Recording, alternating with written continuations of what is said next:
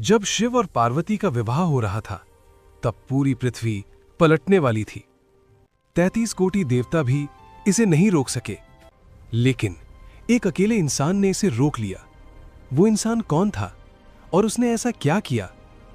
आज जानेंगे वो सच जो शायद आपने पहले कभी नहीं सुना। त्रेता युग से भी पहले की बात है।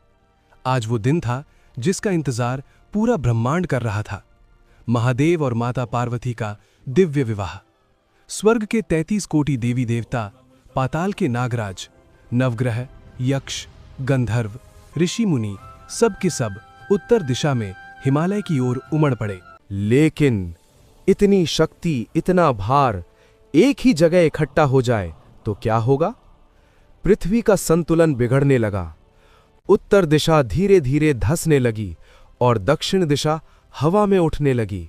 ऐसा लग रहा था जैसे अभी इसी पल पृथ्वी अंतरिक्ष में पलट जाएगी, सब कुछ खत्म हो जाएगा। तभी महादेव ने अपनी आंखें खोलीं। उनकी दृष्टि में संपूर्ण ब्रह्मांड का समाधान था। उन्होंने अपने सबसे परम भक्त को याद किया, महर्षि अगस्त्य। शिव जानते थे इस पूरे ब्रह्मांड में केवल एक ही तपोबल है जो 33 कोटि देवताओं के भार के बराबर हो सकता है, और वो था अगस्त्य मुनि का तप। आदेश हुआ, मुनिवर, अभी दक्षिण दिशा की ओर प्रस्थान करो। सोचिए उस पल को जिस विवाह का इंतजार उन्होंने सदियों से किया था, जिस दिव्य क्षण को देखने के लिए पूरा ब्रह्मांड उमड़ा था। उसी क्षण उन्हें दूर जाने का आदेश मिला।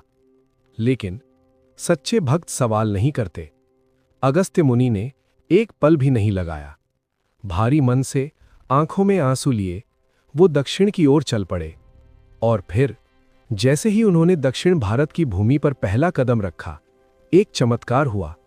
जो दक्षिण दिशा हवा में उठी हुई थी, वो धीरे धीरे वापस नीचे आने लगी।